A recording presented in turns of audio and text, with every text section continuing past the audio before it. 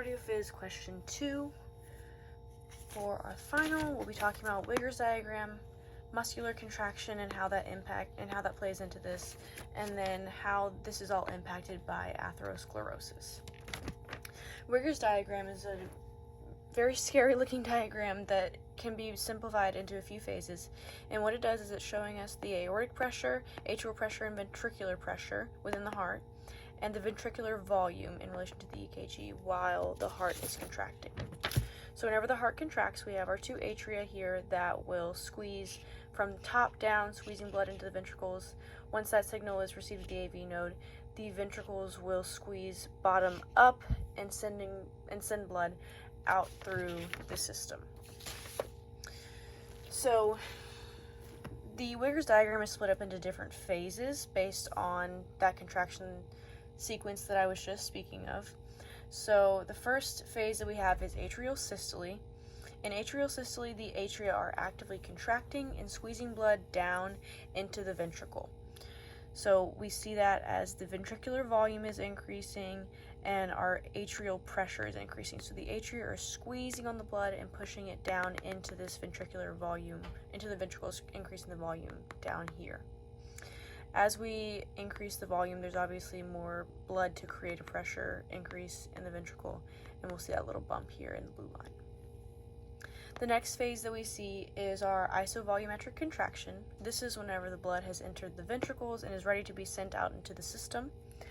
In order to send blood from the heart into the system, we need a lot of pressure and a lot of force behind it because we're sending it to the entire body. There's a lot of space to cover. We have to produce a lot of force to squeeze the blood where it needs to be. So the blood is in the ventricles now, and via our actin and myosin sequencing and our muscular contraction, we will see the ventricles here start to squeeze from the bottom up via the functional syncytium. It'll squeeze from the bottom up, squeezing blood up and out. In this isovolumetric contraction, all of the valves in the heart are closed. So the ventricle is squeezing on this blood, but it has nowhere to go yet. And that's how we were able to see that super big increase in our ventricular pressure here, while this ventricular volume is staying the same. At the same time, we'll see a little bit of a bump in the atrial pressure, and that's because as the ventricle is squeezing from the bottom up, it's going to push up on this wall here and force some tissue back towards the atria, causing a little bit of an increase in pressure, but it's not due to blood entering the atria. The next phase that we have is rapid ejection. So the ventricle has squeezed, and it is squeezed hard enough to blow open the aortic valve and send blood out the aortic valve here and into the system. So the rest of the body would be down this way. And we see the pressure continue to increase as the ventricle is continuing to squeeze on the blood. And we will see that as the aortic valve is opening and the blood is being shot out of the atria, we will see our aortic pressure increase. So there's a lot of blood coming from this ventricle up into the aorta. This turbulence is going to cause an increase in pressure as there's a lot of blood going into this tiny little space. At the same time, we will see a decrease in the atrial pressure as there's not the ventricle squeezing on that bottom wall. As we have this rapid ejection, this rapid pressure build, and blood entering the aorta, we will see a big decrease in ventricular volume. So it'll be pretty fast at first whenever the biggest pressure is produced, and as the pressure drops off, we'll see a little bit of a decrease in the speed of ejection. So the next phase would be reduced ejection, like I was just talking about. So the aortic and pulmonary valves are still open, the AV valves are still closed, and that last little bit of blood is being squeezed out of the ventricles and towards the system.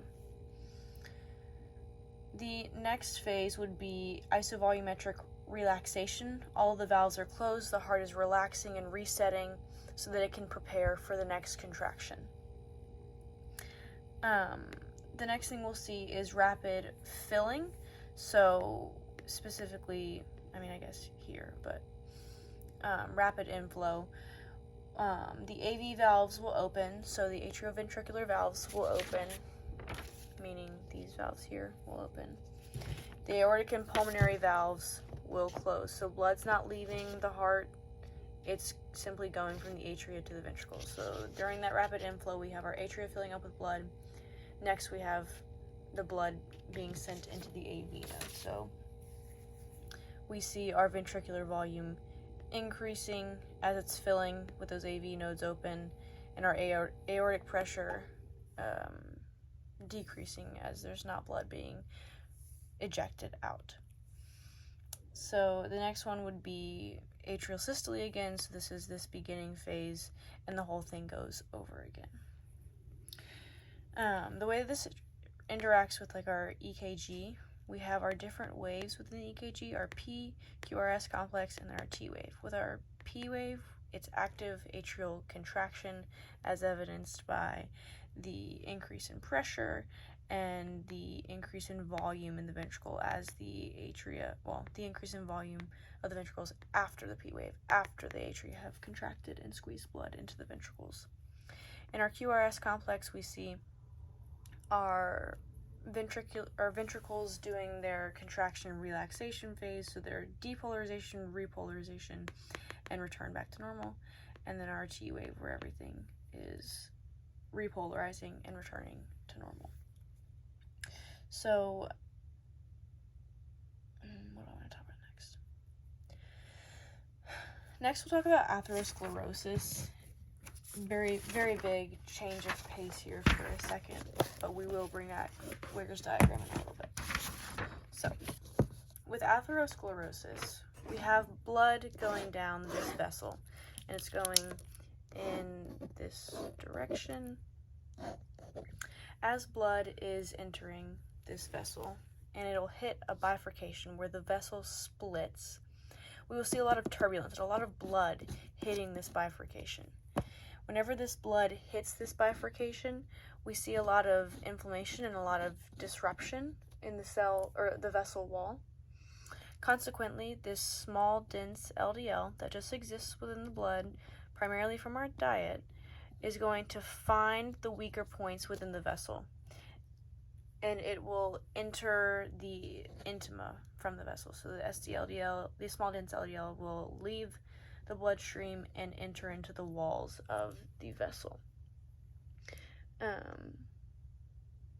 Once it enters this intima, the SDLDL becomes oxidized. Just because of its location, it becomes oxidized, and it is now seen as inflammation. So once it is oxidized and recognized by the immune system as inflammation, we'll have a macrophage come in from the blood as well and enter in to the intima. It's targeting this oxidized SDLDL. It sees it as inflammation. It sees it as a problem. It's something that it needs to take care of. So once it reaches this SDLDL, it will eat the SDLDL, and it will essentially turn into a macrophage or call upon other macrophages to come help take care of the SDLDL. Once it takes in this SDLDL, it'll become what's called a foam cell. This is just like a fluffy fat cell that results from the macrophage eating the small dense LDL. Once we have enough of this oxidized small dense LDL being eaten by the macrophages, we'll have an accumulation of foam cells. So we'd have a lot of these foam cells that would be in the vessel wall. As this vessel wall accumulates more of these foam cells, it begins to grow, and it'll constrict the amount of space that the vessel has for blood to be going through. So if it were to get bad enough, we would have more foam cells, and we would essentially have almost or potentially a complete blockage of blood flow through the heart. There's not a great way to get rid of this. There are ways to treat it, but there are not good ways to get rid of this. There's prevention and treatment, or prevention and surgeries, but once this is here, it's almost impossible, or arguably impossible, to completely get rid of. There are multiple surgical remedies to it, as far as like stents and angioplasties and bypasses, but once this is here, it's almost impossible to get rid of.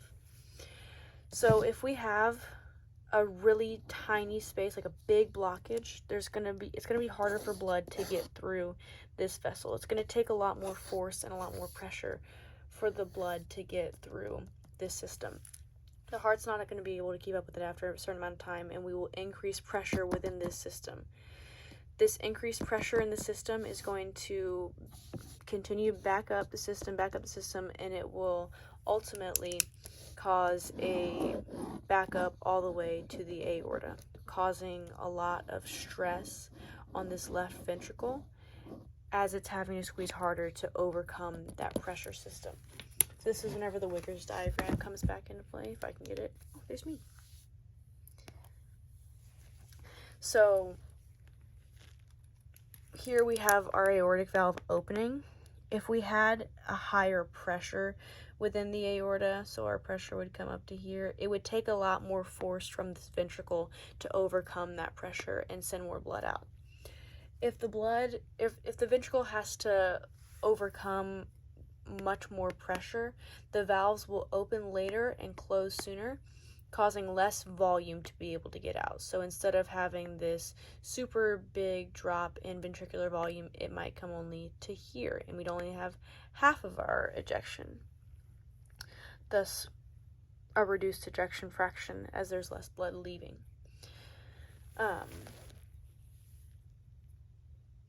As we increase that pressure, we're going to decrease the ventricular volume leaving. We're going to potentially lead ourselves into heart failure and a lot of other disruptions that come with atherosclerosis. There are medications that can be used to treat and sort of reduce atherosclerosis buildup, specifically for coronary artery disease and peripheral artery disease. These are typically drugs that'll end in statin, S-T-A-T-I-N. And what statins will do is they will prevent the liver from producing more cholesterol, which is what this small dense LDL is.